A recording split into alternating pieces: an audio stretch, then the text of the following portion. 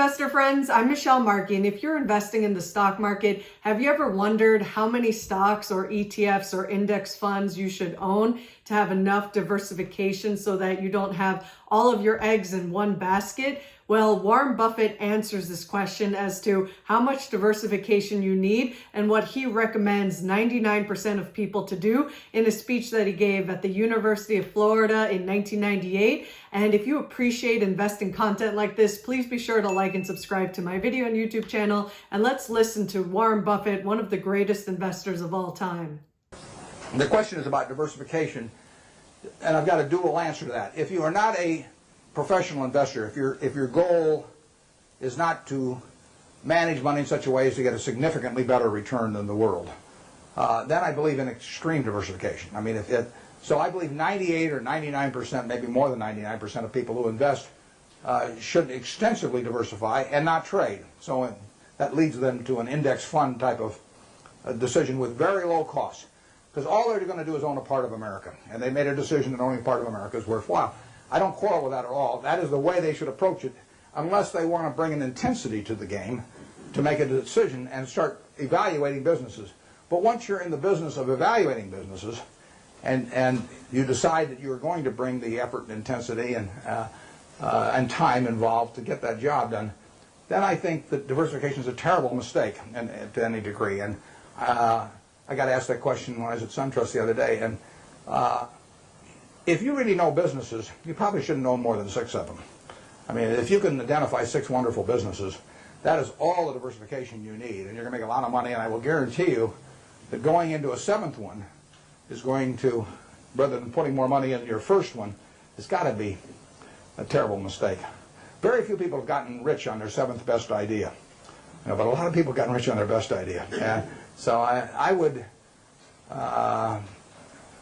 say that for anybody working with normal capital who really knows the businesses they've gone into, a 6 is plenty, and I probably have half of it in what I liked best.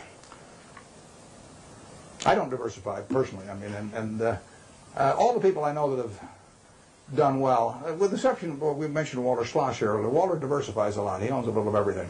I call him Noah. You know, he's got 2 of everything.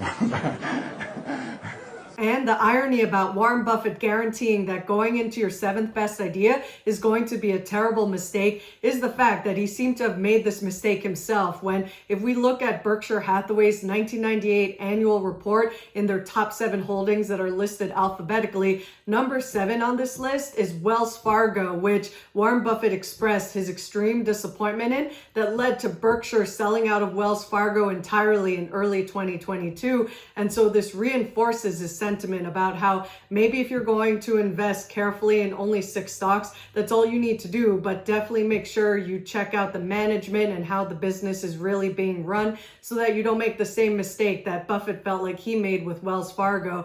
And the irony is, even though he said he personally doesn't diversify, it seems like Berkshire Hathaway over the years has really diversified, where as of the 2nd quarter, they had 47 equity holdings, including 2 of which are the S&P 500 in terms of the SPY and VU ETFs. So even though Buffett only seemed to put $30 million into the S&P 500, he's putting his money where his mouth is, even though $30 million is a fraction of the $300 billion that Berkshire is otherwise invested in 45 other equities. But it seems like he's showing that he's believing in diversification in this way. And also, if you're going to take the extra effort, time, and intensity to study businesses, he gives simple instructions for how to approach this in the way that he does. So if you want to have above average returns, listen to what Warren Buffett says in the following. I like businesses I can understand.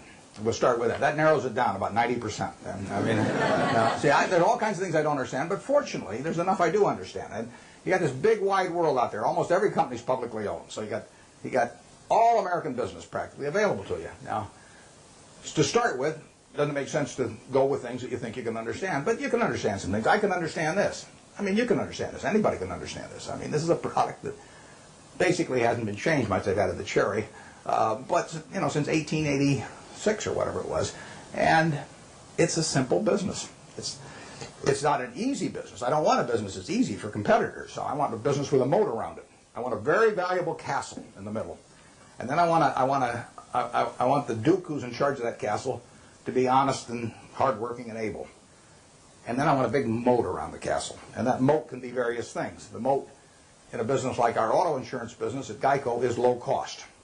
I mean, people have to buy auto insurance. So everybody's going to have one auto insurance policy per car, basically, or per driver. And I can't sell them 20, you know, but they have to buy one. What are they going to buy it on? They're going to buy it on based on service and cost.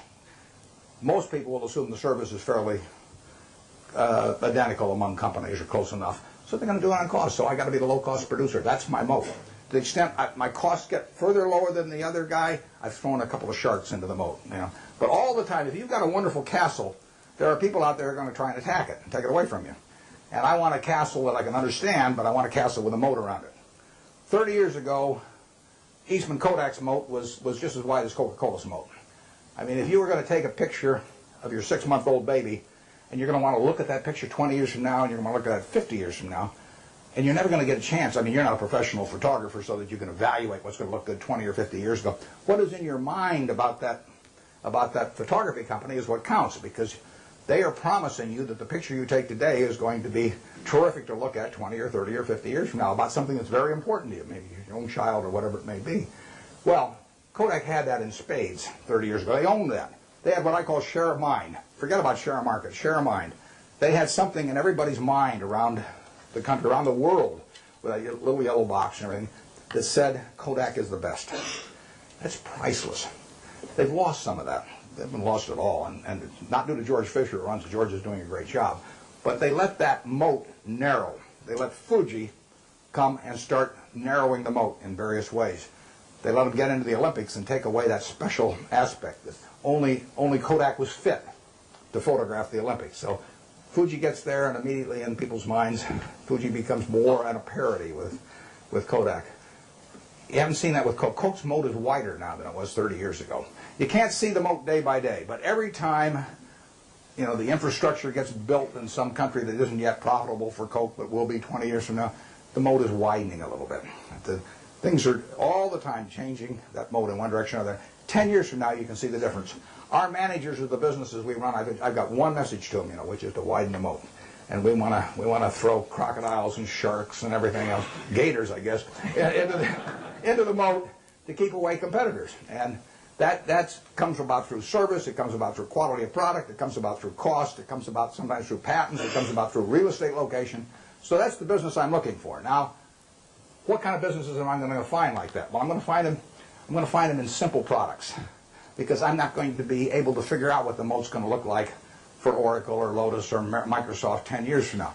I mean, Gates is the best businessman I've ever run into, and you know they've got a hell of a position, but I really don't know what that business is going to look like 10 years from now. And I certainly don't know what his competitors' businesses are going to look like 10 years from now. Now, I'll name one I don't own. I know what the chewing gum business is going to look like from 10 years from now. I mean, the internet is not going to change how we chew gum. And nothing much else is going to change how we chew gum. And then are there going to be lots of new products? Is it really, you know, are spearmint and juicy fruit and all those going to evaporate? So it isn't going to happen. You give me $1 billion and tell me to go in the chewing gum business and try and make a real dent in Wrigley's, I can't do it. And that's the way I think about business. I say to myself, give me $1 billion and how much can I hurt the guy? Give me $10 billion. Give me $10 billion and how much can I hurt Coca-Cola around the world? I can't do it. Well, those are good businesses. Now give me some money and tell me to hurt somebody in some other fields and I can figure out how to do it. So I want a simple business, easy to understand, great economics now, honest and able management, and then I can see about, in a general way, where they're going to be 10 years from now. And if I can't see where they're going to be 10 years from now, I don't want to buy it.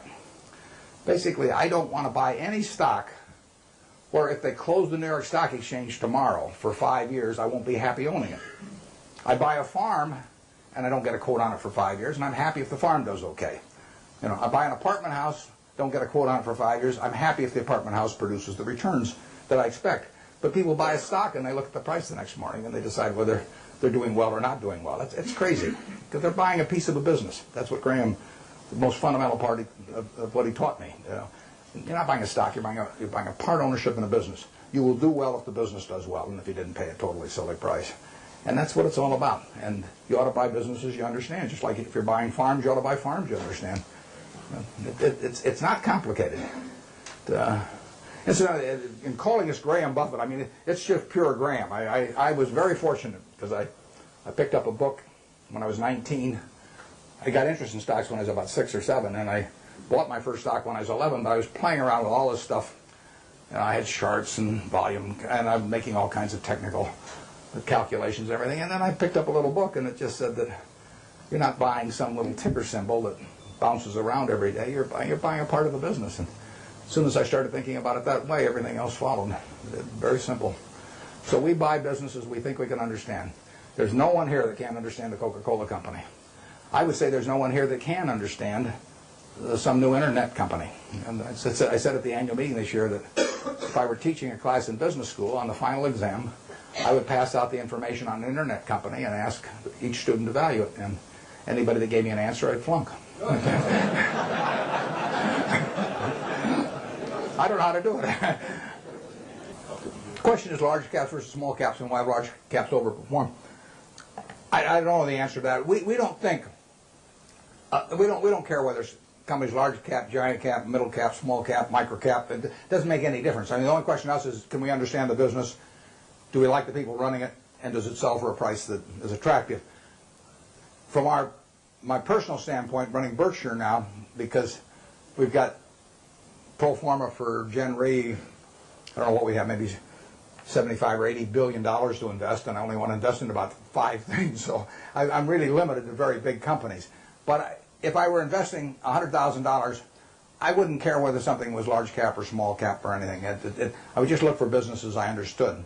Now, I think that on balance, large cap companies as businesses have done extraordinarily well the last 10 years and way better than people anticipated they would do. I mean, you really have American business earning close to 20% on equity, and that's something nobody dreamed of, and that's being produced by very large companies in aggregate. So you've had this huge revaluation upward because of lower interest rates, and then much higher returns on capital. And you know, if American business is really a bond, disguised bond that earns 20%, has a 20% coupon, it's much better than if it's a bond with a 13% coupon. And that's happened with big companies in recent years. Whether it's permanent or not is another question. I'm skeptical of that, but I wouldn't even think about, except for questions of how much money we run, I wouldn't even think about the size of the business. A good small See's Candy was a $25 million business when we bought it. I mean, if I could find one just like it now, even as big as we are, you know, I'd love to buy it. It's the certainty of it that counts. And so after listening to Warren Buffett, would you rather be extremely diversified or invest in a few individual stocks? There's no right or wrong answer. I would just love to hear from you. And if you enjoyed this video or learned something, please like and subscribe. And I wish you well on your journey to being the best investor you can be. Till next time.